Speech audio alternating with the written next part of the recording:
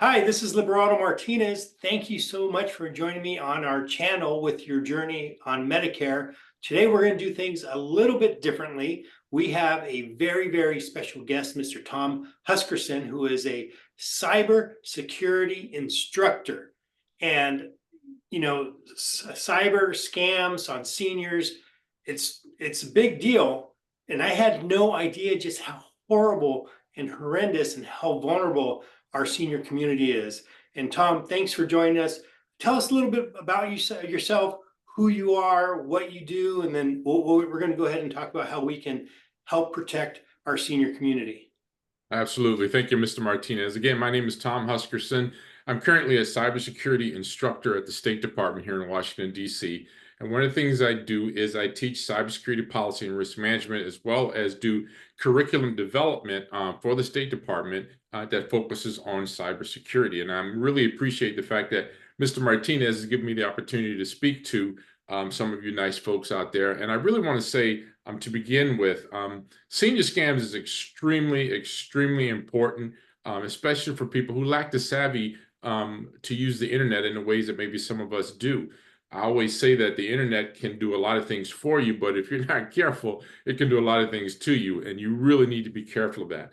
So some of the things we're going to talk about today is not only the prevalence of senior scams, but we're also going to talk about the top three scams that is focusing on senior citizens, the best defense, how to protect yourself against these scams, as well as some final takeaway and tips that I want to share with you as well. So, Mr. Martinez, if you don't mind, let's get started. Yeah, let's get started. I really want to talk about those top three scams and the best defense, and then some final tips. But when I was reading your notes, and I just want to reference it to express the gravity of just how big and vulnerable our community is for our senior community.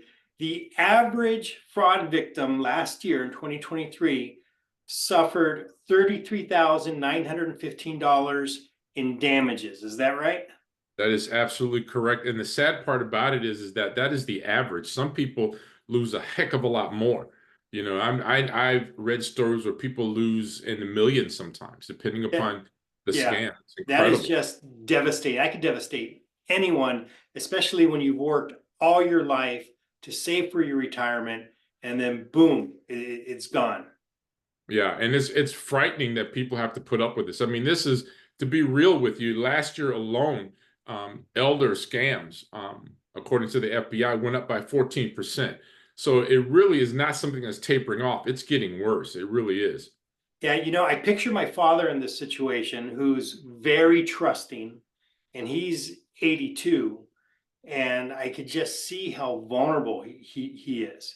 And it's concerning. So let's talk about those top three scams. Like, what's the most common? Let's start with that one.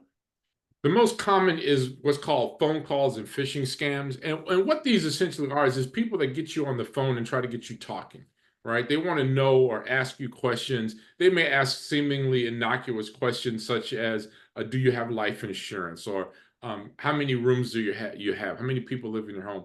But then as they talk, they start to get a little bit deeper and they start to try to pull information out of you, such as, who do you have your home financed through? What's your credit rating? How many children do you have? This is called a phishing scam. They want you to give them the type of information that they need to rip you off. And So that's a it sounds real like they're problem. taking the information just slowly, right? Yes, Slowly, they're just yes. pulling it in here and there. Yes, and you know what else is really frightening about that is the fact that they may not do this in a single phone call. They may do this over a series of phone calls where they actually establish a relationship with the person. And then they get the person relaxed and they start asking questions. And the person may not even realize that they're giving away some really sensitive information. For example, they may ask the person, well, who do you have your home financed through? Right? Or is your home paid for? Those are the kind of questions that, without really thinking about it, an older person may answer without realizing that they're giving this person information that they may possibly use to hijack their home title. And that's another problem. That's another thing that they do. So these phishing scams is all about getting information from you they use later to rip you off or steal something from you. And you just said something kind of concerning, scary. your home title. They can take your home out from under you. Yes, absolutely. And it has been done. It's not something that's new. What they will do is they will get enough information from you so they can go down literally and claim that you sold them the house, or that the house is used as a collateral in a business deal or some type of loan. And then they go ahead and have the title changed over to their name, and then they will sell your home. Well, And that's, I mean, the legal nightmare that you go through when something like that happens has got to be terrifying. And I want it's people, frightening. It's frightening. yeah, You know, yeah, Tom, I just heard about that on the news probably about 3 to 4 weeks ago, yeah, where they're stealing your title. I yes. didn't even think that was possible. They do, and that's just the tip of the iceberg. One of the things that they also do is they may put your home up for sale, and you don't even know it until the Wow. person shows up one day and tells you, "Yeah, I just bought this house." Now they got two victims. You got the senior citizens living in the home, and then you got the person who just put a down payment or a deposit on the home, thinking that they're buying the home. So this is like the tip of the iceberg for scams. So one of the things I tell people, and this is one of the top 3 scams out there: don't answer questions to people on the phone that you do not know. Don't talk to people who show up at your door asking questions. And let me tell you something, Mr. Martinez, there are people out there that have done this. They come to a senior citizen's home, they knock on the door, they're friendly, they're outgoing. The senior Mhm. citizen, being off their guard, lets the person into the house. And then the person refuses to leave until the senior citizen signs papers or agrees to do something. And they can be very intimidating, especially when they get to a point where they are threatening the person, saying, "You know what, if you don't do this, then I'm going to have the county come and evict you," and all this other stuff. These are things that are happening to senior citizens every day. These people literally get into the home, and then they threaten or intimidate the senior citizen into doing something or signing documents that end up either costing them their home or costing them a lot of money. This is terrifying stuff. It is terrifying. I think by nature, most of us want to be trusting and, and work with people. And it's unfortunate that these predators, I want to call them predators because is what they Exactly what they are. Yeah. are just taking advantage of the good nature of individuals. So we have to keep our guard up. Absolutely. And I tell senior citizens all the time, I don't care who they are. I don't care how friendly they are. I don't care how nice they are. Don't answer questions. Don't answer questions when they come to your door. Don't let them in your home. Don't answer questions on the phone. The next thing I want senior citizens to understand is that companies like Facebook and Amazon and all these other companies, they are not going to call you and tell you something's going on with your computer.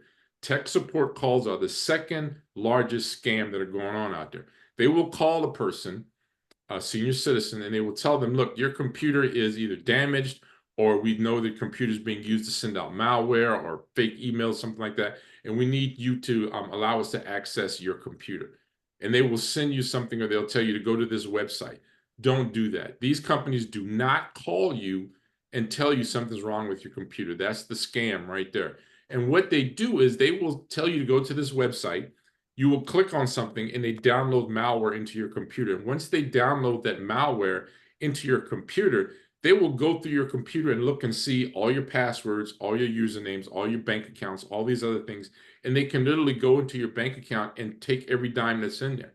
They can find out things where your 401k is, where your pension is coming from. They can redirect your online payments that come, let's say, instead of them depositing it directly into your bank account, they will have it redirected, have the tracking number changed, and redirect that payment to someplace else.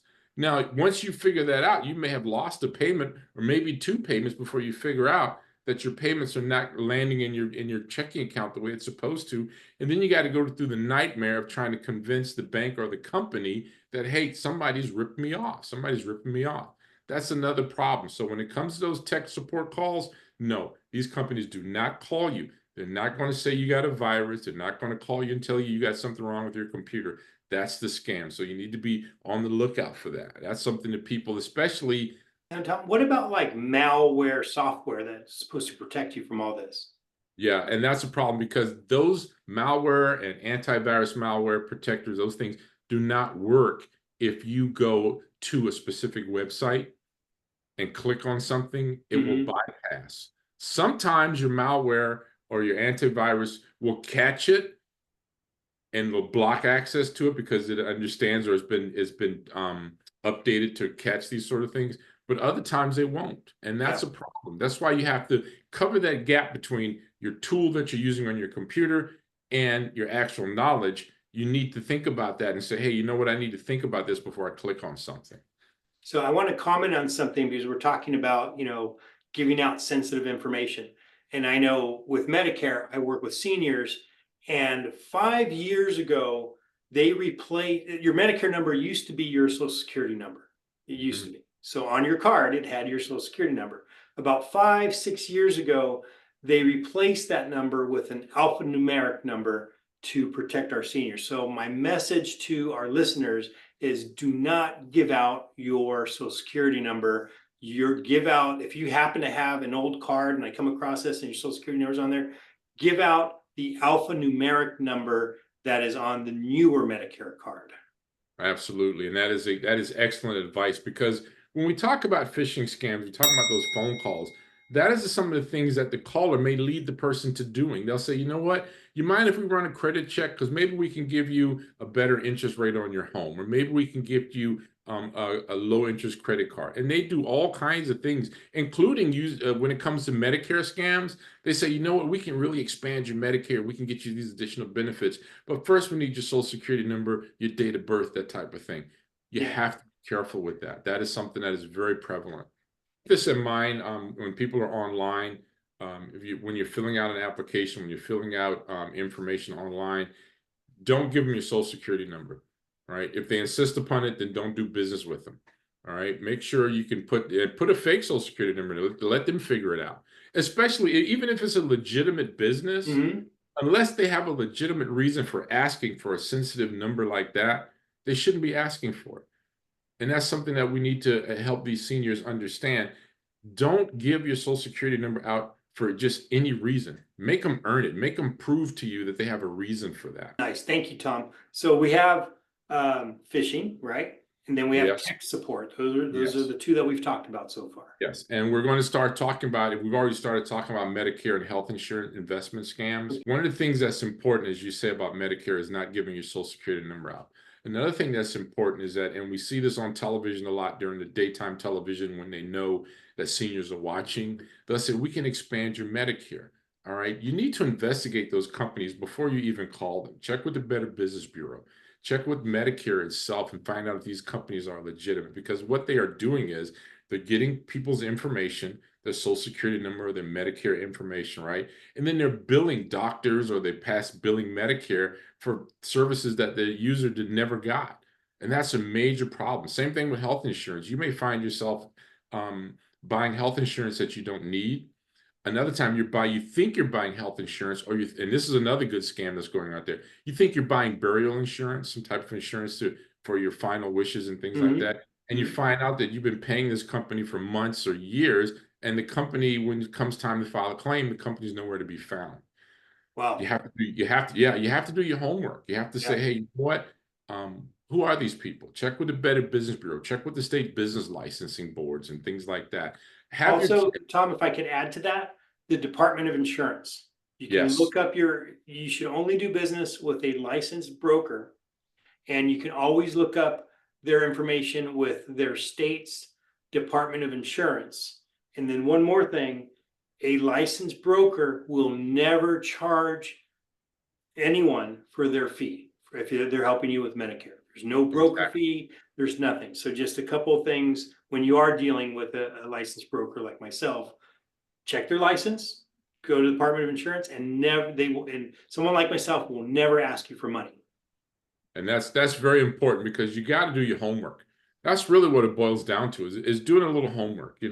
I'm not saying that older people are stupid. I'm just saying that sometimes the people that are trying to rob you are smarter than you realize. Right. These are professionals. Yes, they're professionals. And trained, exactly. And on top of all of that, they're practiced, they're experienced. They know what buttons to push. They know what to do and what to say.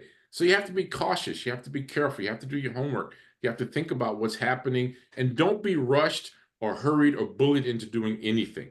All right. That's one of the things that they also like to do, is they like to say, well, this deal is only going to be good for so long. They want you to make a decision in a hurry, or they want to intimidate you or bully you into doing something that you know you shouldn't, or maybe you don't realize that you should. Never ever make a decision in a hurry. Never buy something in a hurry. Never be bullied or forced into doing something. And don't hesitate to say no. One of the things I tell people all the time, if someone is asking you for money, you should be the one asking the questions. Whether they're trying to sell you something, whether they tell you that you owe money, you should be the one asking the questions. Go through the whole gamut. Who, what, where, when, how, why, who are you? When do we do this deal? Where did this come from? Ask the questions. Don't let them ask you anything. Don't tell them anything. They've said enough. What they got to do is, hey, I owe you money, prove it to me. And that's the trick to it, right? You got to Right, prove yeah. it to me. Yeah. And once you learn to do that, you'd be surprised how quickly a scammer will hang up the phone and stop talking to you because they don't want to answer the questions. All right. So with that being said, there's one last thing I want to point out, and this is also a very common scam that seniors have to think about, and that is romance scams. You got a lot of people who are older. Romance scams. Romance scams. Okay, now let's talk about Lonely this. hearts. Lonely hearts. We got a lot of people that are single, they're widowed, they're divorced, they're older, they're lonely. These scam artists are out there on these dating websites, especially senior dating websites such as Silver Singles and Senior Singles. They are out there and they are using these websites to connect to older people and figuring out ways to rip them off, asking them to invest in something, making them believe that they're in love. I mean, it's really a really heartbreaking scam when someone is communicating with someone over this dating app or over Facebook or something like that, and then the person starts asking for money, or they ask. Is this done in person or over the phone? A lot of times it's done either over the phone or it's done through messaging apps such as Facebook and WhatsApp and all these other things. And the people think that they are communicating with someone and they believe that this person is true as far as the heart is concerned. And in actuality, they're talking with a scammer. And this is the long game. I'm telling you, Mr. Martinez, these people sometimes take months before they start asking for money, before they start asking for favors. A lot of times it's simple things like, oh, well, you know, I got this really cool business and I'm looking for investors. By this time, you've been talking to this person for months and you start to trust them. And then all of a sudden the money starts to go out of your pocket and into theirs. So I ask seniors to be very careful when they're on these dating websites. If you cannot meet this person, don't go into long distance relationships if that person isn't immediately geographically available, if you can't see them, if you can't talk to them, and be on the guard for when they start asking for money. Romance scams are a big deal right now. They really are, and they're striking at the heart of some lonely seniors. So that's good advice. Make sure you can talk to them, see them, touch them, know who they are, where they are. If they say, well, I need money, if I don't have my credit card, I want to come see you, can you send me money for a plane ticket? That's a tip off right there, man. That's a tip off. They got to be on the lookout for that. So romance scams is the ones that get them. That one kind of just hurts me a little bit more because now, you know, they're pulling on our heartstrings and really taking advantage. Yeah. And they're criminals. They have no remorse. No remorse whatsoever. You'd be surprised. One of the things we were talking about earlier was the amount of money that people lose. The FBI has an interesting statistic, and is not based in anything that they can actually pinpoint. But they say that almost 50% of the scams that are conducted or perpetrated against seniors go unreported because they're embarrassed. Yeah, they're embarrassed. They don't want people to know that they've been scammed, they've been ripped off. I'm telling everybody who's listening right now, if something happens, call the police, make a police report, and tell your friends and relatives, look, this guy ripped me off. Be on the lookout for this scam. Let everybody know, because if everybody knows that word starts to get out, then it's less likely that someone else will get scammed like that. Okay, but quite literally, half of the scams that are conducted against seniors go unreported. Wow, and I could see that. I can easily see that. So the statistics that we see from the FBI, they're at least double. At least double. At least. And it's frightening. It's pretty frightening. So let me get into my final tips. And I want people to understand there's ways that you can fight back. There are effective ways to fight back. First of all, refuse any request for information from someone you don't know, no matter how simple it is. If they ask you, are you a widower? That's none of your business. What do you want? All right. No matter how simple the question is, don't answer questions to someone over the phone unless you know exactly who it is you're talking about. Let them call you back if they're legit, right? Refuse to take a number. Say, hey, you know what? I don't need a number. I'll look up the number myself, because they're just going to give you the number to call them back, and they're the Right. criminal. All right. Don't call them back at any number they give you. Make sure you do your homework, find the right number, and get back to them. Be stern. Hang up the phone. Block the number. These are another effective way to fight back, because they're going to call more than once. All right. If they're asking you for money, remember what I said. If they're asking for money, you're asking the questions: who, what, where, when, why, how. Prove it to me. If I owe you money, you got to prove it to me. Otherwise, don't talk to me. Okay. The next thing is don't be threatened. Don't let people threaten or intimidate you. I don't care what they say. If you got a problem with them, block the call. If they show up at your door, call the cops. Don't be hurried. Don't let them rush you into doing something. Don't let anyone inside your home to talk about the issue, because as I was saying before, they'll get inside the home and then they'll start intimidating you and refuse to leave. All right. Stick to the charities that you know. Another scam that's out there is not one of the top scams, but when it comes to charities, give money to the charities that you know. Don't be giving money to new charities or somebody on the phone that wants. And remember that Apple, Microsoft, and these tech companies, they're not going to call you and tell you something's wrong with your computers. If you use those tips and you focus on remembering those things, you should be safer. I'm not going to guarantee you won't get scammed, because everybody can get scammed, but you will have a defense. You will know how to defend yourself. You know, again, I said it earlier, and what I'm hearing from you is that we have to have our guards up, right? All the time. We are, most of us, we're very trusting, and we want to trust people. We want to work with people. We want to be polite. But in these instances that you just mentioned, when we're talking to someone unknown over the phone, we have to be guarded. Absolutely. Absolutely. Don't hesitate. I always tell people, be assertive, right? They're going to be assertive. You be assertive right back. Hang up the phone if you don't like what they're saying. Block the caller. Let me tell you something. Legitimate businesses will always play by the rules. If they're a bill collector, they know the rules. They can get mean and nasty or whatever, but they know the rules. They know what they can do. But remember, be assertive. Be assertive. That's all you have to do, is make sure people understand you're not going to be bullied. So, and those are the tricks of the trade. That really is the best way for senior citizens to defend themselves. Make sure whatever the question is, the answer is no, right? That's all it really is. You know what? Oh, what, are you a widower? No. Hey, how many kids do you have? That's none of your business. What do you want? And hang up the phone. Hang up the phone. I think Hang up the as phone. simple as that is, it's a hard action to do. It Our can be. reflexes are to be polite.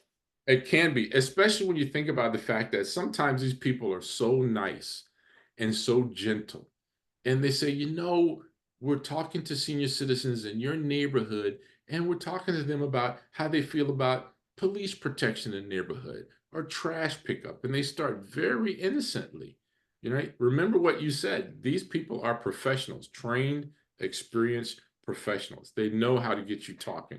The trick is you have to know how not to talk. I love that advice. The trick is you have to learn how not to talk.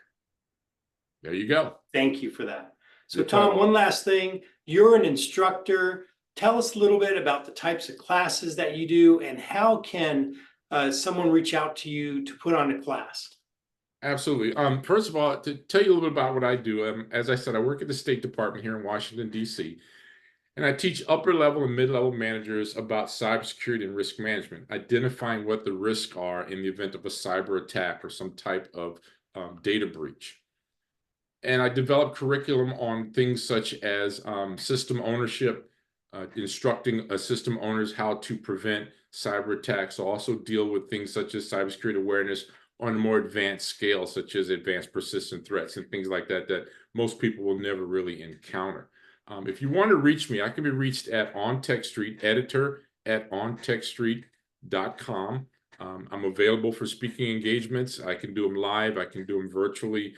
You can reach out to me there. You can also check out some of my latest news stories and blogs at my website, www.ontechstreet.com. I'm always helpful. I always try to help people. If you can email me with a problem, if I can help you via email, I promise you I will. That's really nice of you, Tom. We're going to put your information down in the comment section below so everyone can access you, though you'll be a click away. And Tom, I personally just want to thank you for taking your time and helping our senior community today. I'm absolutely glad to do it. Thank you. All right, Tom, thanks again for coming and joining us. We appreciate you. And for everyone out there, don't forget to like and subscribe. See ya.